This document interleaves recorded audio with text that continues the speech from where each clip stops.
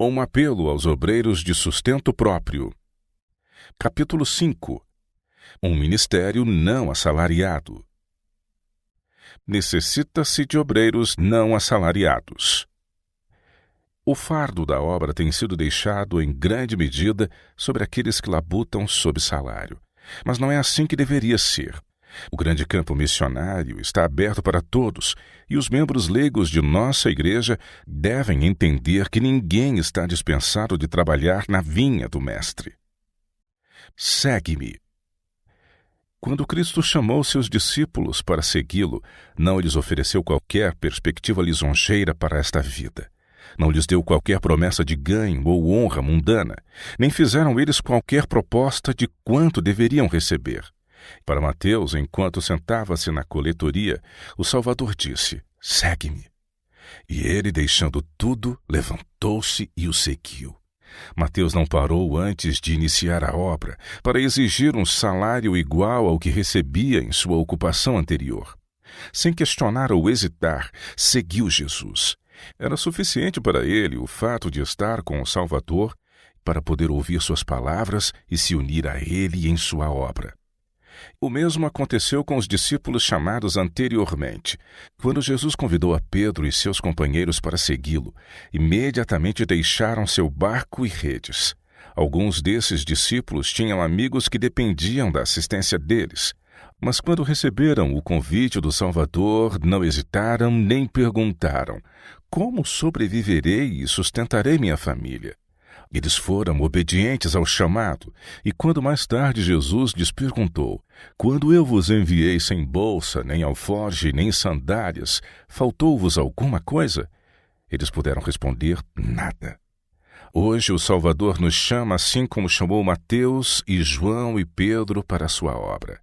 Se nosso coração for tocado por seu amor, o item compensação não será prioritário em nossa mente.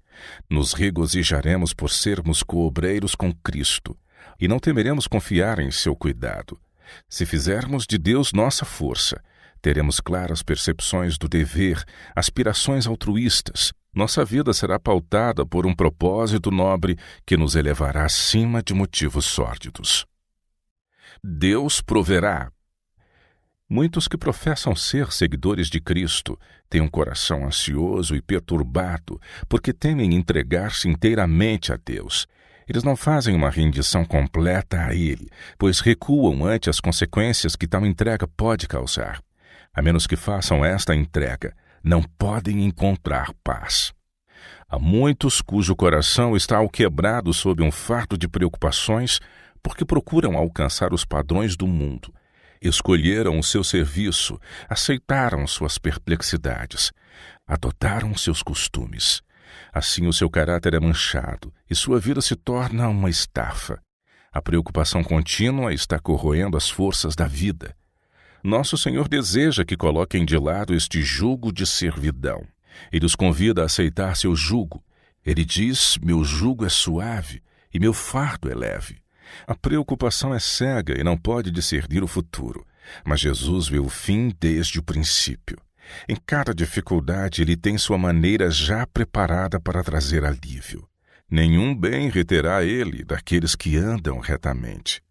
Nosso Pai Celestial tem 1000 maneiras de prover para nós, das quais não sabemos. Aqueles que aceitam o princípio de fazer o serviço de Deus Supremo verão as perplexidades se desvanecerem e um caminho claro ante seus pés. Encorajando a fé. O fiel desempenho dos deveres do dia de hoje é o melhor preparo para as provações do dia de amanhã. Não ajunteis todas as possíveis dificuldades e preocupações de amanhã, adicionando-as ao fardo do dia de hoje. Basta a cada dia o seu mal. Sejamos esperançosos e corajosos. Desânimo na obra de Deus é pecaminoso e irrazoável. Ele sabe de todas as nossas necessidades. A onipotência de Rei dos Reis, nosso Deus que é fiel ao conserto, une a bondade e cuidado de um terno pastor. Seu poder é absoluto e é a garantia do seguro cumprimento de todas as suas promessas para aqueles que nele confiam. Ele tem meios para remover todas as dificuldades, para que aqueles que o servem e respeitam os meios que ele emprega possam ser sustentados. Seu amor é tão imensamente acima de qualquer outro amor como o céu está acima da terra. Ele vigia sobre seus filhos com um amor que é sem medida e eterno. Nos dias mais sombrios, quando as aparências parecem mais proibitivas, tenha fé em Deus. Ele está cumprindo a sua vontade, fazendo tudo bem feito em favor de seu povo. A força daqueles que o amam e o servem será renovada dia a dia. Ele é capaz e disposto a derramar sobre seus servos todo o auxílio de que necessitam. Ele lhes dará a sabedoria que as suas variadas necessidades exigem. Disse o provado apóstolo Paulo. Ele me disse: minha graça te basta, pois meu poder se aperfeiçoa na fraqueza. Assim mais alegremente me gloriarei nas minhas enfermidades, para que o poder de Cristo possa repousar sobre mim. Portanto, eu me alegro nas enfermidades, nas censuras, nas necessidades, nas perseguições, em aflições por amor a Cristo, pois quando eu sou fraco, é então que eu sou forte. Trabalhem altruisticamente. A igreja inteira precisa ser imbuída de um espírito missionário. Então haverá muitos para trabalhar altruisticamente das mais variadas formas, conforme suas possibilidades, sem ser assalariados. Há demasiada dependência em máquinas, em trabalho mecânico. Maquinário tem seu valor e lugar, mas não os permitam tornarem-se demasiadamente complicados. Eu vos digo que, em muitos casos, tem atrasado a obra e deixado de fora obreiros que, em sua linha de trabalho, poderiam ter realizado muito mais do que têm feito os ministros que dependem mais do sermonizar do que do ministrar. Rapazes precisam captar o espírito missionário, estar inteiramente imbuídos com o espírito da mensagem. Revesti-vos do Senhor Jesus Cristo, e não tenhais cuidado da carne e suas concupiscências.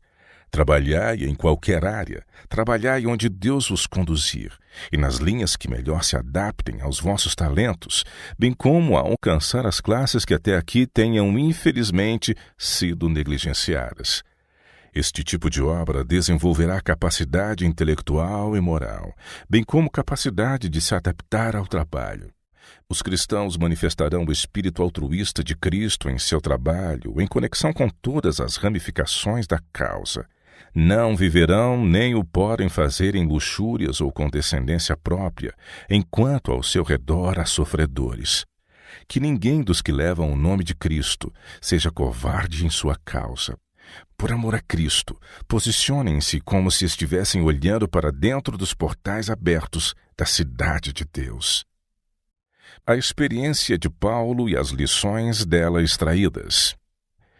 Embora Paulo fosse cuidadoso no clarificar aos seus conversos os claros ensinos das Escrituras, referente à maneira apropriada de sustentar a obra de Deus, e embora, como ministro do Evangelho, reivindicasse para si mesmo o direito de deixar de trabalhar em atividades seculares para seu sustento, ainda assim, em várias ocasiões durante seu ministério nos grandes centros da civilização, ele trabalhou em uma atividade manual para sua própria manutenção. Havia alguns que eram contra o fato de Paulo trabalhar com suas mãos, declarando ser isso inconsistente com o trabalho de um ministro do Evangelho. Por que deveria Paulo, um ministro do mais alto escalão, ligar o trabalho mecânico à pregação da palavra? Não era o obreiro digno de seu salário? Por que deveria ele gastar em fazer tendas o tempo que poderia, para todas as aparências, ser colocado em melhor uso? Um exemplo de diligência. Mas Paulo não considerava como perda o tempo assim gasto. Enquanto trabalhava com Áquila, ele se mantinha em contato com o grande mestre, não perdendo qualquer oportunidade de testemunhar pelo Salvador e de ajudar os que estivessem em necessidade de auxílio. Sua mente estava sempre buscando conhecimento espiritual. Dava instruções em assuntos espirituais aos seus coobreiros e também apresentava um exemplo vivo de diligência e precisão. Era um trabalhador rápido e habilidoso, diligente nos negócios, fervente no espírito, servindo ao Senhor. Enquanto trabalhava em sua profissão, tinha o apóstolo acesso a uma classe de pessoas que não poderia ter alcançado de outra maneira. Mostrava aos seus associados que habilidades nas artes comuns é dom de Deus, que providencia tanto o dom como a sabedoria para usá-lo bem. Ensinou que mesmo na labuta diária, Deus precisa ser honrado. Suas mãos calejadas pelo trabalho não diminuíam em nada a força de seus tocantes apelos como um ministro cristão. Nem todos os que sentem que foram chamados para pregar devem ser encorajados a lançarem-se, bem como as suas famílias, imediatamente sobre a igreja para que lhes dê sustento financeiro contínuo. Rapazes que desejam exercer seus dons no trabalho do ministério encontrarão uma lição útil no exemplo de Paulo em Tessalônica, Corinto, Éfeso e outros lugares. Embora eloquente pregador e escolhido por Deus para fazer um trabalho especial, ele nunca se sentia superior ao trabalho, nem se cansava de sacrificar-se pela causa que amava. Uma inspiração para os humildes trabalhadores.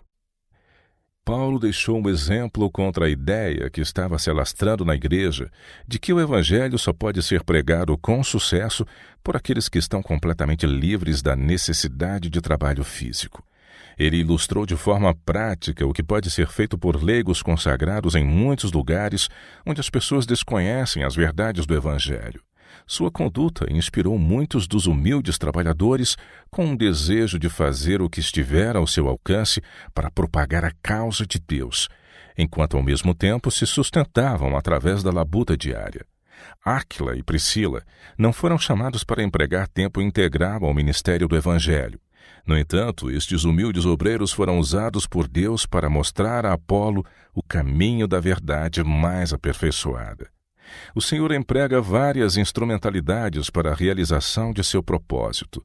E embora alguns com talentos especiais sejam escolhidos para devotar todas as suas energias à obra de ensinar e pregar o Evangelho, muitos outros sobre quem jamais mãos humanas repousaram para ordená-los são chamados para cumprir um importante papel na salvação de almas. Há um amplo campo aberto perante o obreiro de sustento próprio.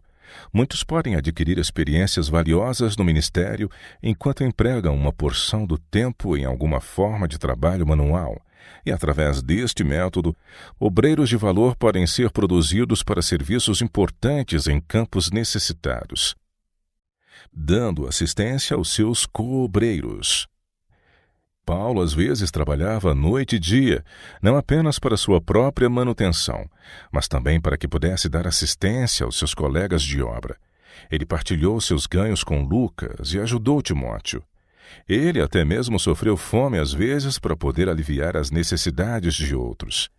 Estas mãos, declarou ele, têm ministrado as minhas necessidades e as daqueles que estão comigo. Em meio à sua vida árdua de labuta e extensas viagens pela causa de Cristo, ele foi capaz de não apenas suprir suas próprias necessidades, mas também poupar um pouco para atender às necessidades de seus co-obreiros e para aliviar os pobres merecedores. Somente através de constante diligência e a mais acérrima economia, conseguia ele realizar tal feito.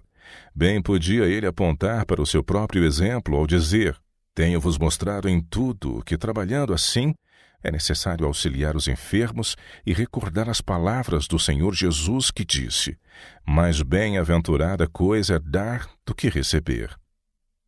Condições de sucesso. O Senhor se alegra muito quando aqueles que vão como missionários mostram-se mais ansiosos pela salvação de almas do que pelo salário que irão receber por seu trabalho.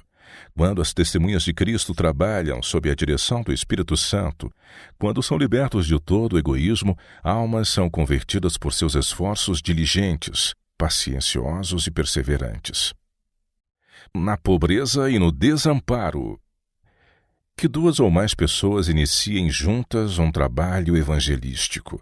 Pode ser que não recebam nenhum incentivo específico daqueles que estão na direção do trabalho, mas serão mantidos mesmo assim. Sigam em frente, orando, cantando, ensinando, vivendo a verdade. Eles podem fazer o trabalho da colportagem e desta maneira introduzir a verdade em muitas famílias. À medida que avançam em seu trabalho, adquirem experiência abençoada. Tornam-se humildes pelo senso de sua pobreza e desamparo, mas o Senhor, de maneira evidente, vai à sua frente. Entre os abastados e os pobres encontram eles favor e auxílio. Formam amizades profundas com aqueles por quem trabalham, um compartilhando os tesouros da palavra, o outro compartilhando o sustento material, e ambos são abençoados. Até mesmo a pobreza dos obreiros é um meio de obter acesso ao povo. Ao passarem estes missionários pelas sendas de seu trabalho, são ajudados de muitas maneiras por aqueles com quem dividem o alimento espiritual. Muitos que se acham isolados são trazidos ao conhecimento da verdade quando não fora por estes humildes professores, nunca teriam sido ganhos para Cristo. Uma tesouraria exaurida não é razão para atraso. Missionários de sustento próprio são frequentemente muito bem-sucedidos. Iniciando de maneira pequena e humilde, seu trabalho cresce sob a direção do Espírito de Deus. Tal trabalho todos que receberam a verdade em seu coração podem fazer. A providência abre o caminho para obreiros irem a lugares isolados e, se portarem a mensagem que Deus lhes dá, seus esforços serão coroados com sucesso. Deus chama homens para trabalharem nos campos da seara que estão embranquecendo. Deverão estes obreiros esperar porque a tesouraria está exaurida, porque há apenas o suficiente para sustentar os obreiros já ativos no campo? Avancem pela fé e Deus será convosco. Aquele que sai andando e chorando levando a preciosa verdade, voltará sem dúvida com alegria, trazendo consigo seus molhos. Salmo 126, verso 6. Nada é tão gerador de sucesso como o próprio sucesso. Seja ele garantido e o trabalho avançará. Novos campos serão abertos, muitas almas serão ganhas para a verdade. O que realmente se necessita é fé aumentada em Deus. Homens abastados para ajudarem. Por anos, esta pergunta perplexa tem estado em nossa mente. Como podemos levantar fundos adequados para o sustento das missões que o Senhor já foi adiante de nós para abrir? O Senhor deseja que homens abastados se convirtam e atuem como suas mãos ajudadoras no alcançar outros. Ele deseja que aqueles que podem ajudar na obra de reforma e restauração enxerguem a preciosa luz da verdade e sejam transformados no caráter e levados a usar o capital que lhes confiou em seu serviço. Ele deseja que invistam os meios que lhes emprestou para fazer o bem, para abrir o caminho para que o Evangelho seja pregado a todas as classes, próximas e distantes. O compassivo Redentor convida seus servos a dar tanto a ricos como a pobres, o chamado para a ceia. Ide aos caminhos e valados, e através de vossos esforços perseverantes e determinados, forçai-os a entrar. Que os ministros do Evangelho se apeguem a estes homens abastados do mundo e os tragam para o banquete da verdade que Cristo lhes tem preparado. Quando os pobres tiverem feito sua parte, há homens ricos que aceitarão a última mensagem se a maneira certa de trabalhar for empunhada. O Senhor tem preparado homens para serem seus mordomos e lhes tem confiado os meios para fazer o trabalho avançar. Quando os pobres tiverem feito tudo o que podem para o avanço da obra, o Senhor trará homens de posse para fazer o trabalho avançar. A verdade se espalha quando obreiros cheios de vida a endossam por seu esforço pessoal, caracterizado pela piedade e a beleza de uma real santidade.